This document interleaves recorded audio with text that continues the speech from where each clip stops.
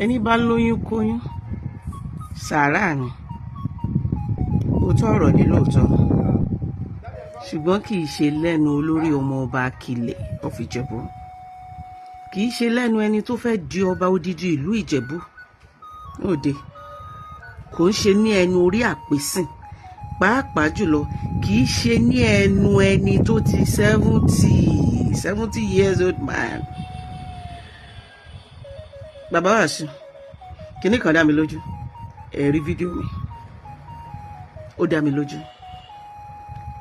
Ó dẹ̀ ṣeéṣe kí ẹ mọ̀ pé lára àwọn olólùfẹ́ yín ni mo wà, tó bẹ́ẹ̀ tó jẹ́ pé lẹ́ẹ̀kọ̀ọ̀kan mo máa ń fi sẹ́ńtímẹ́ǹtì sọ̀rọ̀ yín. Ṣé ẹ rí tí a bá ń sọ wípé à ń bú obìnrin yẹn, wípé onídòkúdò ni ó fẹ́ foyún ṣe kínní, kì í ṣe nítorí pé tiyín o. Ohun tó bí wa nínú ni wípé àwọn obìnrin ń tara wọn lọ́pọ̀ fún yín. Ohun tó bí wa nínú ni wípé ó ti yẹ kó yé àwọn obìnrin wípé ẹ lè lóbìnrin sílé. Táwọn spíkà bá sọ̀rọ̀ wípé ẹlòmíì àtúnfẹ́ yín máa rẹ́rìn, ọ̀pọ̀lọpọ̀ ọmọ nǹkan tó ń pè ní love bombing láti ìbẹ̀rẹ̀ lẹ́tí ní géèmù yẹn lọ́wọ́. Obìnrin kóbìnrin tẹ́ bá fẹ́ lénìí, ó ní bẹ́ẹ̀ ṣe máa bá sọ̀rọ̀. Irú yín lè sunkún tòsí obìnrin, irú yín kò sí obìnrin tẹ́ fẹ́ tẹ́ ẹ̀ ní fẹ́ gbogbo ohun tó bá gbà lè máa fún. Ẹ jẹ́ kí obìnrin yẹn fìlù wípé ní ìsìn lẹ ṣẹ̀ṣẹ̀ fall in love, ní ìsìn lẹ ṣẹ̀ṣẹ̀ rí ẹni tó wù yín, ní ìsìn ẹ ready láti settle down. Ìyẹn náà máa rò wípé tó ń yàtọ̀. Ọjọ́ tó ti wà glaring pé ẹ lè bóbìnrin gbé lọ́jọ́ tí Emmanuela Adérọ́pò tó ti fi yín sílẹ̀. Ṣé ẹ wà ní Emmanuela òní ni? Ṣé àpọ́nlé ìtẹríba ká yé ọkọ sí, àbí kí obìnrin yé èèyàn ní Emmanuela òní ni? Síbẹ̀, she decided to walk away because kò lè tolerate disrespect tẹ́ máa ní fóbìnrin. Níbẹ̀rẹ̀ ẹ fi ìfẹ́ hàn wọ́n, ẹ gbé wọn sáyé gbogbo àwọn obìnrin tẹ́ fẹ́ lólórin lọ́dọ̀ yín. Ẹni tó ládé orí ọ̀kẹ́, ẹni tó ní gbogbo èèyàn ló ṣàmọ̀ pé gbogbo obìnrin tẹ́ bá fẹ́ ló ní orin, ṣùgbọ́n nígbà tẹ́ bá ti mú tójú yín, tẹ́ bá ti bá wọn gbé fúngbà díẹ̀, tẹ́ ti fi wọ́n fún wọn fàyè, ẹ pa wọ́n tì. Kò dẹ̀ ń ṣe nǹkan míì, ẹ rorò. Ọ̀tọ̀ ni pé èèyàn le, kì í ṣe pé ẹ le, ẹ rorò. Obìnrin tó bá mọ self-worth ẹ̀, tó ní honesty ẹ̀, kò ní lè bá yín gbé. Ṣùgbọ́n ẹ̀bẹ̀ kan la kàn fẹ́ bẹ̀ yín. A mọ̀ wípé obìnrin ò jẹ́ nǹkan kan lọ́wọ́ yín. A mọ̀ wípé ṣálábẹ̀fẹ́ ni ká àbádùfẹ́ ni yín. A mọ̀ wípé tẹ́ bá tún fẹ́ ogún lọ́la, wọ́n á tún tẹ́rí sí i, wọ́n á tún wá learn in a hard way. Ṣùgbọ́n ẹ jọ̀ọ́ ẹ respect àwọn ọmọ. Ẹni tó bá fẹ́ tara ẹ̀ lọ́pọ̀ fún wọn yín, ẹ jẹ́ kán tara wọn lọ́pọ̀ fún yín.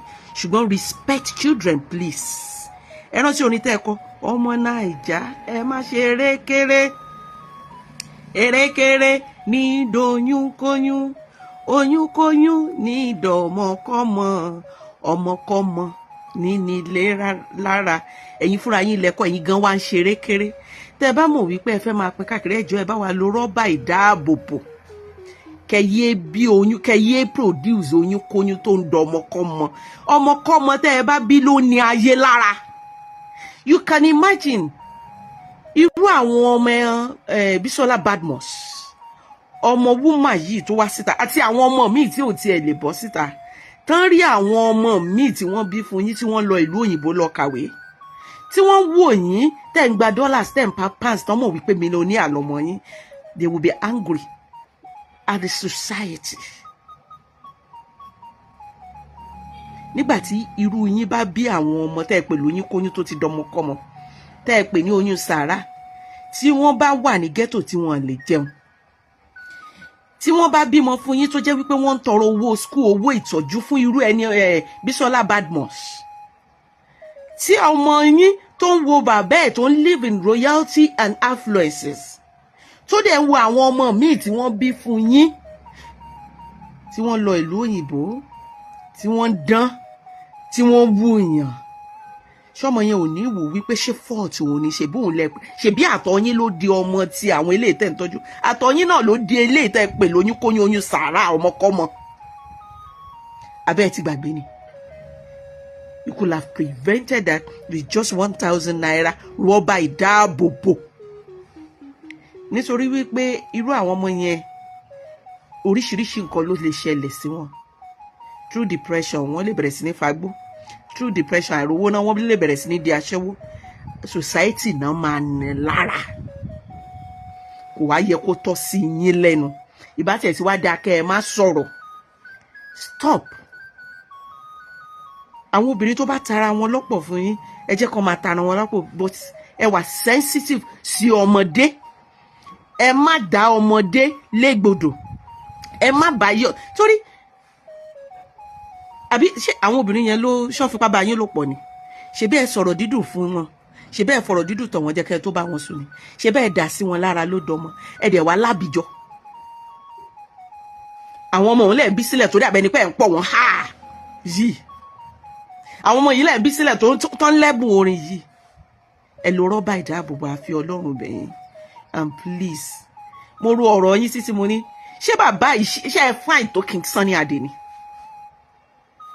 ọba nínú olórin àjọ̀nú onígìtà wọ̀kìlù mọ́ ẹ fáìn tó King Sunny Adé ṣé ẹ ṣe ọmọ tó King Sunny Adé ni bọ́ ẹ lọ sí Oǹdó ẹ lọ wo ilé baba kò sọ́mọ àlè nílé baba níbikíbi tí baba bá dé láti bí over 10 years ní baba ti bẹ̀rẹ̀ tí wọ́n bá ti sọ wípé ọmọ ẹ̀ lélẹ̀ wọ́n jọ ń lọ lé ni àìmọye ọmọ King Sunny Adé tẹ́mi pẹ̀lú wọn jọ lọ Adékúnlé Ajáṣe University Àkùngbá Àkókó baba ò fi ọmọ wọn sílẹ̀ fún obìnrin tọ́jú baba responsible.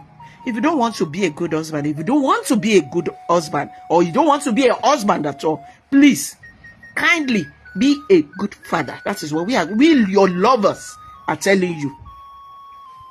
Davido ọmọ kékeré ni ó bímọ káàkiri ó tọ́jú wọn ó tún fight for custody ọmọ Ìmàdé ó ń sunkún nígbà tí wọ́n deny ní custody of Ìmàdé pẹ̀lú wípé ó ṣe ìyàwó alárédè pẹ̀lú Chioma àgbọ̀ wípé Two-Face àbádọ́nà ọmọ youthful exuberance olórin bẹ́ẹ̀ fẹ́ wọn wá fẹ́ yín bọ̀ síbẹ̀ níwọ̀n ìgbà tẹ́ ẹ̀ ti lè lo rọ́bà ìdáàbòbò please stop disrespecting and hurting the children you are bringing to the world. That is the message this morning. I don't care about àwọn obìnrin tó bá wù wọ́n kàn máa wá oyún ìyá kiri tó bá wù wọ́n kàn máa wó lówó kiri tó bá wù wọ́n kàn máa wá gbajúmọ̀ kiri nítorí wọ́n bá rí ojú wọn á bó but stop suffering these children. They are victim of circumstances. They are victim of two irresponsible parents that do not care about them. Ẹ jọ̀ọ́ nítorí Ọlọ́run Oyún-Koyun oyún Sara ni tí gbogbo èèyàn bá yọwọ́ ọṣẹ kò tọ́ sí ẹnu àtọ̀lé yín Ọlọ́run ẹ ṣe jù gbogbo damage control tí oníkíní yín kan it's obvious that it's just a damage control. Please be sensitive and take care of your children. Ire o mẹ́wàá láka lórúkọ tèmi ẹ má bínú tí mo bá ti ṣe yín ṣùgbọ́n ẹ má bínú pé tí mo bá ti ṣe yín ṣùgbọ́n ẹ̀yin náà le ó dẹ̀ ṣeé ṣe kó jẹ́ wípé àwọn tó wà ní agbègbè yín torí nǹkan máa jẹ wọn lè bá yín sòótọ́ ọ̀rọ̀ àwa tẹ́ ẹ fẹ́ràn yín á bá yín sòótọ́ a lè bá wọn bú yín nítorí pa fẹ́ràn yín a nífẹ̀ẹ́ yín tọkàntọkàn a kàn lówó tá a fi lè fi hàn wípé a fẹ́ràn yín ni Ọlọ́run ò tí ì ṣòwò tá a lè Ọlọ́run ò tí ì ṣe bí 1 billion tá a lè fi já Wasiu láyà torí dollars ló lè $1 billion ló lè járú yín láyà Ọlọ́run ti kẹ́ yín ṣùgbọ́n àwọn tó wà lọ́dọ̀ yín tó jẹ́ wípé ohun tó máa jẹ náà wà wọ́n lè máa yín mú sí yín lẹ́yìn kan má bá yín sòótọ́ ọ̀rọ̀ níwájú àwa ìfẹ́ràn yín àdẹ̀ṣàgbédọ́dọ̀ yín àwa ìfẹ́ràn yín àdẹ̀ráyè súnmọ́ yín so a fẹ́ bá yín sòótọ́ ọ̀rọ̀ lọ́rọ̀ àmì insult yín please be sensitive and stop hurting the innocent children. Kì í ṣe obìnrin nìkan ni ó há ti responsibly ẹ̀yin tẹ́ ẹ lọ dọ́ọ̀bà ìdáàbòbò pẹ̀lú one night stand náà ẹ̀yin náà ò ṣe dáadáa olórí ọmọ bá kílẹ̀ ìjẹ̀búlẹ̀ pé ọba lọ́la la pé king Kwamwan ẹ̀dẹ̀ ní legacy náà rèé Sara legacy ọ̀hún rèé I love yín jù bẹ́ẹ̀ lọ ire o.